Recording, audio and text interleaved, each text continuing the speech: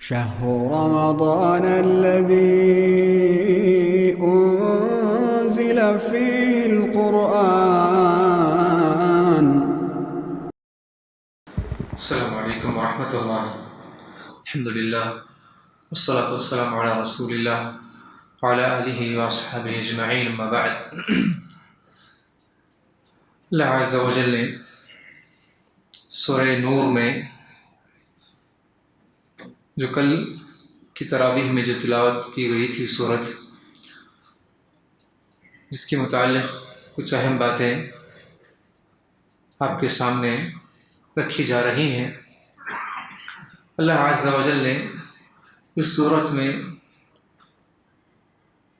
زناکار مرد اور زناکار عورت کی سزا کا تذکرہ فرمایا. کہا الزانیۃ والزانی فاجلدوا کل واحد منہما مئۃ جلدہ. زنا کرنے والا مرد ہو یا زنا کرنے والی عورت ہو، اگر وہ شادی شدہ نہیں ہے تو سب کے سامنے ان کو لا کر کوڑے برساؤ. فاجلدوا مئۃ جلدہ، 100 کوڑے لگاؤ. تو جس طرح جو جانوروں کو مارتے ہیں، جو کوڑا ہوتا ہے بڑا ہی خطرناک ہوتا ہے، ایک مار پڑنے پر جسم کے چمڑی الگ ہو جاتی ہے، تو اس طرح کے کوڑے مارے جائیں، 100 کوڑے مارے جائیں. اگر تم واقعی اللہ پر ایمان رکھتے ہو اور آخرت پر ایمان رکھتے ہو تو اس سزا کے متعلق تم رحم نہ کرو.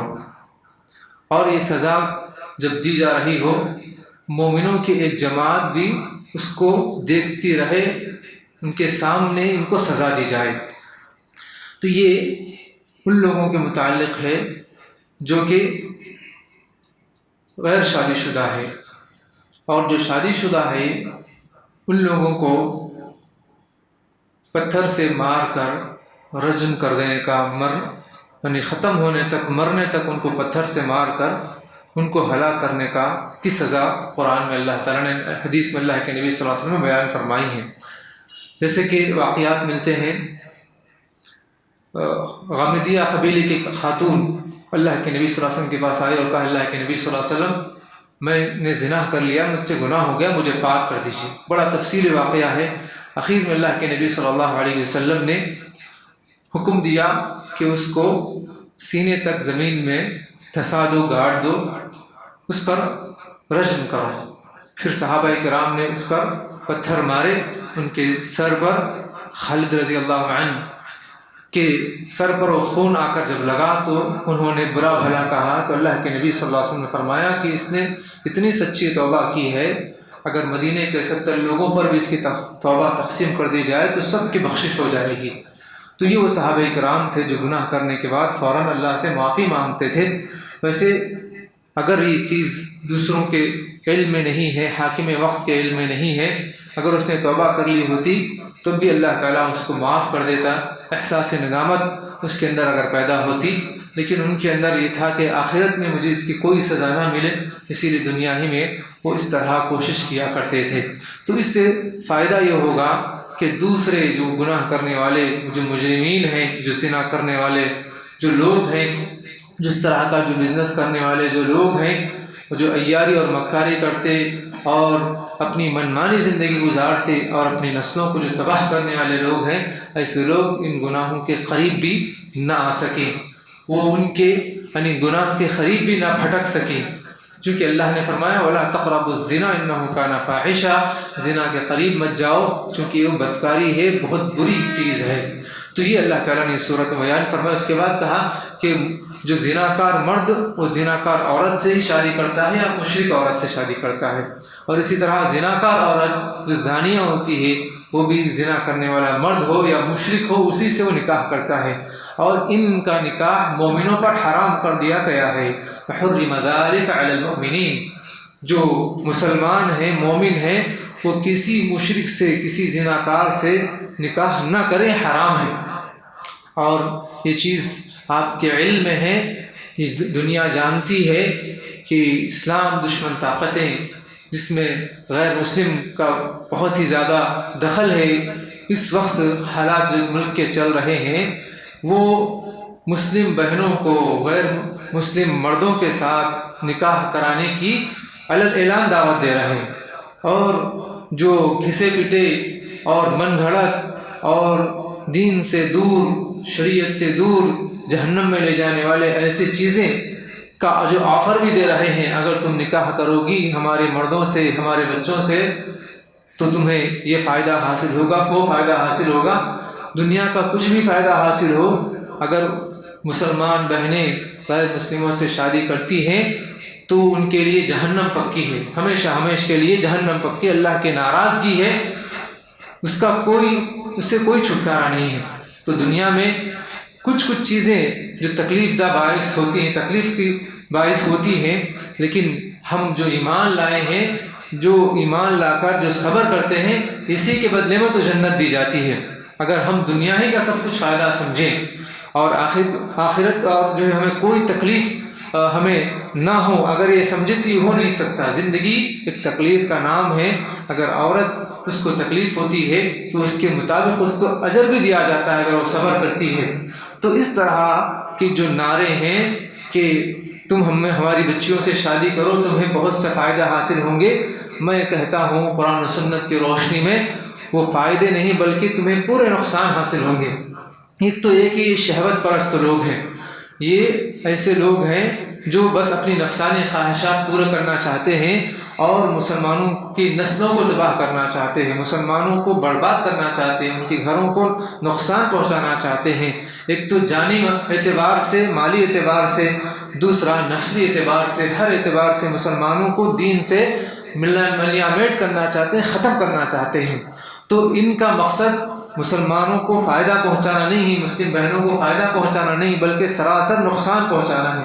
تو اس بات کو تمام مسلمانوں کو اور خصوصاً مسلم بہنوں کو سمجھنے کی ضرورت ہے کہ ایسے بیکار کی باتیں نہ سنیں، نہ ایسے بیکار کے دعووں پر یقین رکھیں، بلکہ ہمارے پاس قرآن اللہ کی کتاب ہے، نبی کریم صلی اللہ علیہ وسلم کی شریعت ہمارے پاس موجود ہے، ہماری امہات المؤمنین اور جو اسلام کی جو خواتین ہیں جنہوں نے دین اسلام کے لیے جو قربانیاں دی ہیں، ان تمام کو پڑھ کر اس طریقے سے ایمان لائیں گے تو تمہارے لیے دنیا میں بھی جنت ہے اور آخرت میں بھی جنت ہے۔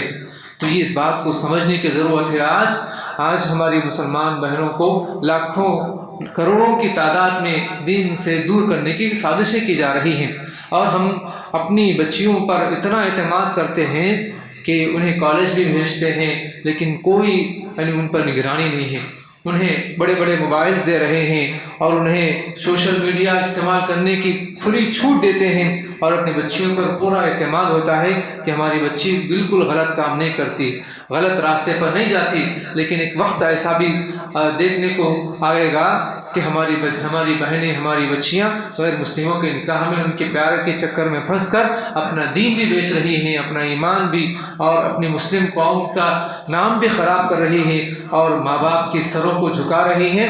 تو یہ وقت آ رہا ہے، اسی لیے آپ اپنی بچیوں پر نظر رکھیے اور ان کے چلنے پھرنے، اٹھنے بیٹھنے، ان کے تعلیم کے اور ہر اعتبار سے ان پر کڑی نگرانی کریے، اور سب سے پہلے انہیں کالج بھیجنے سے پہلے انہیں سب سے پہلے اللہ کون ہے، رسول اللہ کون ہے، دین اسلام کیا ہے، اس کی تعلیمات سب سے پہلے ان کو بتلائیے، تبھی چل کر آج کی نسل محفوظ رہے گی۔ اگر ہم انہیں دین نہیں سکھائیں گے، دنیا کے چکر میں ہم انہیں دین سے دور رکھیں گے تو ہمارا دین بھی خراب ہو جائے گا، دنیا بھی برباد ہو جائے گی، دنیا اور آخرت دونوں بھی تباہ ہو جائے گی۔ تو آج ہمیں اس بات کو سمجھنے کی ضرورت ہے اور دوسروں تک یہ پیغامات پہنچانے کی ضرورت ہے، قرآن کی کیا تعلیمات ہیں۔ اور دوسری چیز، اللہ عز و جل نے اس صورت میں عائشہ رضی اللہ عنہا پر جو بہتان باندھا گیا تھا، جو واقعہ افک ہوا، عبداللہ بن ابی بن سلول، نبی صلی اللہ علیہ وسلم کی بیوی حضرت خدیجہ رضی اللہ عنہا، ابو بکر صدیق رضی اللہ عنہ کی جو بیٹی ہے، ان پر جو الزام لگا تھا، تو اللہ تعالیٰ نے قرآن کریم کی سورہ نور میں تقریباً 11 آیتوں کے ذریعے ان کی برات کا اعلان کر دیا اور کہا کہ تم کس طرح اس بات پر یقین کر رہے ہو کہ یہ ایسا کر سکتی ہے، جب تم اپنے آپ پر یعنی اس بات کو یعنی اگر تم پر کوئی الزام لگائے تو غور کر کے دیکھو کیا تم یہ کام کر سکتے ہو؟ جب تم نہیں کر سکتے تو نبی کی بیوی کس طرح کر سکتی ہے؟ یہ تمہارے لیے بالکل بھی مناسب نہیں ہے کہ اپنی زبانوں کو اس طرح کھولے اور بے حیائی کو پھیلائے۔ اللہ سے ڈرو، اللہ تمہیں نصیحت کرتا ہے۔ اللہ عز و جل نے اس کے بعد فرمایا ان الذین یحبون ان تشیع الفاحشہ، بے شک جو چاہتے ہیں کہ دنیا میں یعنی بے حیائی کو پھیلائے، اہل ایمان کے اندر بے حیائی کو پھیلائے، ان الذین یحبون ان تشیع الفاحشہ فی الذین آمنوا لهم عذاب علیم فی الدنیا والآخرہ، ایسے لوگوں کے لیے دنیا ہی میں یا آخرت میں بڑی ہی دردناک سزا ہوگی، بڑی ہی دردناک سزا اللہ تعالیٰ کی طرف سے ملے گی۔ تو بے حیائی کو دیکھنا یا اس کو پھیلانا، اس کو پروموٹ کرنا، یہ تمام کے تمام بڑے بڑے گناہ ہیں۔ اس سے اللہ تعالیٰ نے ہمیں بچنے کی تلقین فرمائی ہے۔ آج ہمارے دور میں یعنی ایسے بہت سے یعنی سوشل میڈیا کے ایپس ہے، اس کو یعنی کچھ سیکنڈز کے یعنی ایسے چھوٹے چھوٹے ویڈیوز سے ہم ہنسی مذاق میں اس کو دیکھ لیتے ہیں، لیکن اس کے اندر نعوذ باللہ من ذالک بہت ہی خطرناک طریقے سے گناہ ہوتا ہے۔ غیر محرم عورتوں پر ہماری نظریں پڑ رہی ہیں، اور اسی طرح جو شرکیہ، کفریہ اور جھوٹ پر مبنی ایسے تمام باتیں ہم کو ہنسی مذاق میں سنائی جا رہی ہے۔ کس طرح دھوکہ دیں، کس طریقے سے غیر محرم کے ساتھ ریلیشن شپ رکھے، کس طریقے سے شادی سے پہلے ان سے تعلقات رکھ سکتے ہیں، تمام چیزیں نعوذ باللہ من ذالک ایسی چیزیں ہمیں بتلائی جا رہی ہیں، اور ایسی چیزوں کو ہم دیکھتے بھی ہیں، شیئر بھی کرتے ہیں اور ایسے ویڈیوز بناتے بھی ہیں۔ اللہ تعالیٰ فرماتے ہیں، اللہ کی ہم پناہ طلب کرتے ہیں، لہم عذاب علیم فی الدنیا والآخرہ، ان کے لیے دنیا میں بھی اور آخرت میں بھی دردناک عذاب ہوگا۔ میں اللہ کی پناہ طلب کرتا ہوں اپنے لیے اور تمام مسلمانوں کے لیے، اللہ تعالیٰ ایسے تمام برائیوں سے، ایسے سزاؤں سے اللہ تعالیٰ ہمیں محفوظ رکھے، آمین۔ اس کے بعد اللہ عز و جل نے گھروں میں داخل ہونے کے آداب بتلائے کہ جب تم گھروں میں داخل ہو تو سلام کر کے داخل ہو، اجازت لے کے داخل ہو، اگر گھر والے اجازت نہ دے تو پھر واپس فوراً پلٹ کر چلے جاؤ۔ اللہ کے نبی صلی اللہ علیہ وسلم کا طریقہ یہ تھا کہ جب کسی کے گھر پر جاتے، دستک دیتے تو ان کے دائیں یا بائیں دروازے کے جانب ٹھہرتے، بالکل دروازے کے بیچ میں نہیں ٹھہرتے، جیسے دروازہ کھلے تو اندر کی چیزیں نظر آ جائے، اس طرح نہ کرتے، اور 3 مرتبہ السلام علیکم السلام علیکم السلام علیکم کی سے اجازت لیتے، اور اگر اندر سے اجازت نہ ملی تو آپ پلٹ کر چلے جاتے۔ یہ ادب بتلایا گیا ہے۔ ہاں اگر ایسی جگہ ہیں جہاں پر آپ کا سامان ہے اور کسی کے لیے خاص جگہ نہیں ہے، جیسے مسجد ہے یا ایک ہوٹلس ہے یا ایسے یعنی سرایہ خانے ہیں، یعنی عام پبلک کے ایسی جگہ ہیں، تو وہاں پر اجازت لینے کی ضرورت نہیں ہے، آپ جا کر یعنی آ سکتے ہیں۔ تو اس طرح اللہ تعالیٰ نے آداب بتلائے ہیں۔ اس کے بعد اللہ تعالیٰ نے بیان فرمایا کہ اہل ایمان سے قل للمؤمنین، مومنوں سے کہہ دیں نبی صلی اللہ علیہ وسلم، یغضوا من ابصارہم، اپنی نگاہیں نیچی رکھیں، غیر محرم کی طرف نہ ڈالیں، ویحفظوا فروجہم، اور اپنی شرمگاہوں کی حفاظت کریں، ذالک ازکی لہم، یہ ان کے لیے بہت بہتر ہے۔ اس کے بعد اہل یعنی مومن عورتوں سے بھی اللہ تعالیٰ نے یہی خطاب فرمایا، قل للمؤمنین مؤمنات یغضضن من ابصارہن ویحفظن فروجہن، مومن بہنوں سے کہہ دیجیے، مومن عورتوں سے کہہ دیجیے وہ بھی اپنی نگاہیں نیچے رکھیں اور اپنی شرمگاہوں کی حفاظت کریں، اور وہ اپنے زینت کو ظاہر نہ کریں۔ ہاں جو ظاہر ہو جائے ہاتھ اور چہرہ تو یہ الگ مسئلہ ہے، لیکن اس کی بھی حفاظت کا ضروری ہے، چونکہ اس کے ذریعے سے لوگ فتنے میں نہ پڑیں۔ ہاں اگر تمہارے شوہر ہیں، تمہارے باپ ہیں، تمہارے سسر ہیں، تمہارے بیٹے ہیں، تمہارے یعنی دیگر اولاد ہیں، تمہارے بہنوں کی اولاد ہیں، تو اس طرح ان کے سامنے نکل سکتے ہیں، چہرہ دکھا سکتے ہیں اور ان کے سامنے آ سکتے ہیں، یا ایک دوسری عورتیں ہیں، یا ایک ایسے بچے ہیں جن کے اندر ابھی شہوانی خواہشات پیدا نہیں ہوئی ہے، تو ایسے تمام لوگوں کے سامنے عورتیں آ سکتی ہیں، پردہ کرنا ان کے لیے ضروری نہیں ہے۔ ہاں اللہ عز و جل نے بیان فرمایا کہ جب باہر نکلو تو اپنی پیروں میں پازیب پہن کر یعنی اس کو آواز کرتے ہوئے مت نکلو، اس سے لوگوں کو فتنے میں مت ڈالو، اور اللہ تعالیٰ فرماتے ہیں تم سے تمام گناہ ہوتے ہیں، لہٰذا اے ایمان والو وتوبوا الی اللہ جمیعا، تم تمام کے تمام اللہ تعالیٰ سے توبہ کرو، معافی مانگو، ایھا المؤمنون، اے ایمان والو، لعلکم تفلحون، تاکہ تم کامیاب ہو جاؤ۔ اس کے بعد کیا آیت میں اللہ عز و جل نے نکاح پر ابھارا، جو اولیاء ہے ان سے کہا کہ تم اپنے ماتحت جو لوگ ہیں جو شادی شدہ ہو، بے شادی شدہ ہو، یعنی جن کا نکاح ٹوٹ گیا ہو یا ان کے شوہر کا انتقال ہو گیا ہو، بکر ہو یا اییم ہو، ان کا نکاح کرا دو، ان کے نکاح کرانے میں جلدی کرو۔ اور اگر وہ مالدار نہیں ہے، اللہ تعالیٰ نکاح کرنے کے بعد ان کو مالداری سے عطا کرے گا، ان کو مالدار بنا دے گا۔ اور تمہارے جو لونڈیاں ہیں، تمہارے ماتحت کام کرنے والی، ان کو زنا پر نہ ابھارو، ان کو زنا کے ذریعے سے، ان کے ذریعے سے بزنس مت کرو۔ اگر وہ انکار کرتی ہیں پھر بھی وہ مجبور ہو کر یعنی اس گناہ میں ملوث ہیں تو تم گنہگار ہوں گے، چونکہ تم نے ان کو مجبور کیا ہے گناہ پر۔ یہ تمام باتیں اللہ تعالیٰ نے اس صورت میں بیان فرمائی۔ اور اسی کے ساتھ ساتھ اس کے جو بعد والی صورت ہے، اللہ عز و جل نے سورہ فرقان میں اللہ کے نبی صلی اللہ علیہ وسلم پر جو قرآن کریم نازل کیا ہے، اس کی عظمت و فضیلت بیان فرمائی۔ تبارک الذی نزل الفرقان علی عبدہ لیکون للعالمین نذیرا، تاکہ اللہ کے نبی صلی اللہ علیہ وسلم اس قرآن کے ذریعے سے لوگوں کو ڈرانے والے بن جائیں۔ پھر اللہ عز و جل نے توحید کی دعوت دی، لوگوں کو ایک اللہ کی عبادت کی طرف ابھارا۔ پھر اللہ کے نبی صلی اللہ علیہ وسلم پر جو الزامات لگ رہے تھے کہ یہ قرآن کریم نبی صلی اللہ علیہ وسلم نے دوسروں سے سیکھا ہے، یہودیوں سے، جو اہل کتاب سے وہ سن کر وہ لکھ کر لے آتے ہیں، اللہ تعالیٰ نے بیان فرمایا نہیں، بلکہ اللہ نے اس کو نازل کیا ہے۔ اور ان کا اعتراض یہ بھی تھا اللہ کے نبی صلی اللہ علیہ وسلم کے بارے میں کہ یہ کیسا نبی ہے، یہ بازاروں میں پھرتا ہے، کھاتا ہے، پیتا ہے۔ یہ نبی ہوتا تو اللہ تعالیٰ اس کو آسمان سے بھیجتا، وہ فرشتہ ہوتا، وہ اس طرح ہوتا، لیکن یہ عام انسان کیسا نبی بن سکتا ہے؟ تو اللہ عز و جل نے ان کی باتوں کا جواب دیا۔ اور اس کے بعد اللہ عز و جل نے ان کے لیے جو سزا ہے جہنم کی، اس کے سلسلے میں بیان فرمایا کہ جب جہنم ایسے لوگوں کے دیکھے گی تو وہ بڑی چیخ رہی ہوگی، اس کی چنگھاڑ ہوگی اور بڑے غصے میں ہوگی، اور اس طرح جہنم میں جب ان کو پھینکا جائے گا، ڈالا جائے گا، بالکل تنگ جگہ ہوگی۔ اذا القوا فیہا مکانا ضیقا، بہت ہی تنگ جگہ ہوگی، اس میں ان کو ڈال کر جلایا جائے گا۔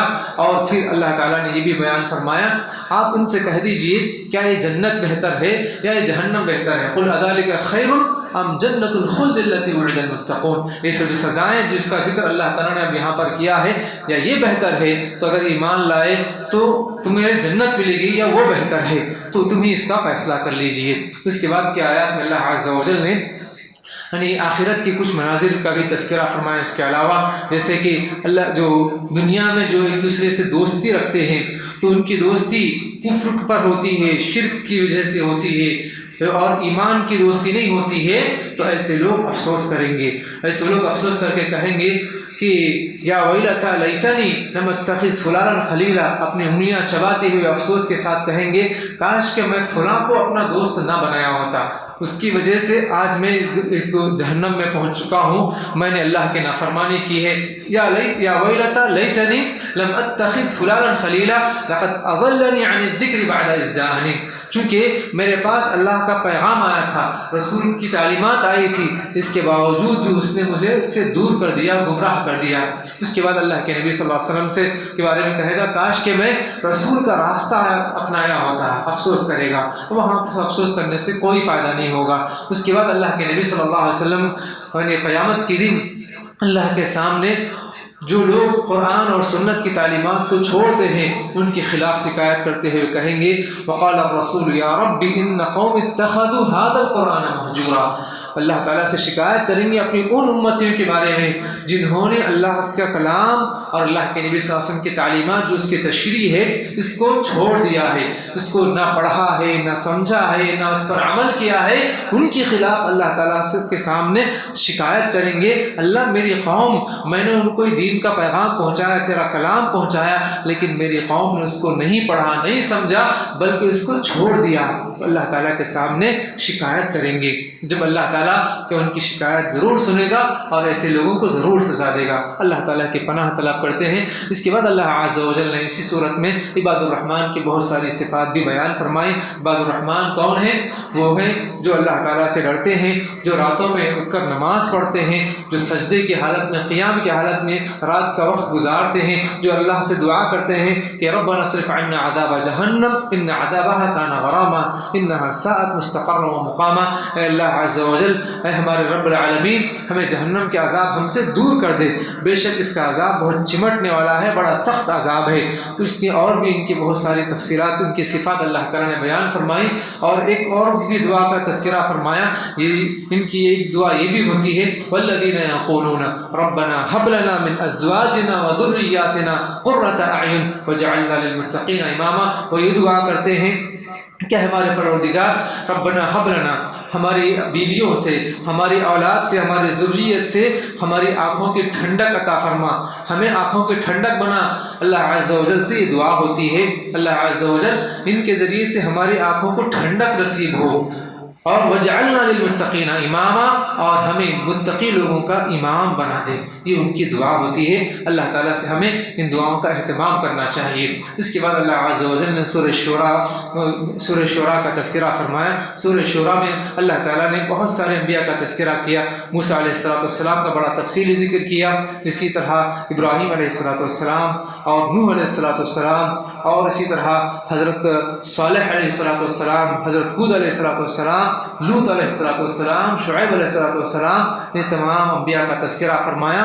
اور ان کی قوموں نے جو نبی کی جو باتوں کو ماننے کے بجائے جو انکار کیا، اس کی وجہ سے جو ان پر سزائیں اللہ کی طرف سے نازل ہوئیں، ان کا تذکرہ اللہ تعالیٰ نے اس سورت کو بیان فرمایا. اور سورت کے اختتام پر اللہ عز و جل نے بیان فرمایا کہ جو لوگ شعراء ہیں، جو لوگ پوئٹ کرتے ہیں، جو شعر شاعری کرتے ہیں، ان کی مذمت بیان فرمائی.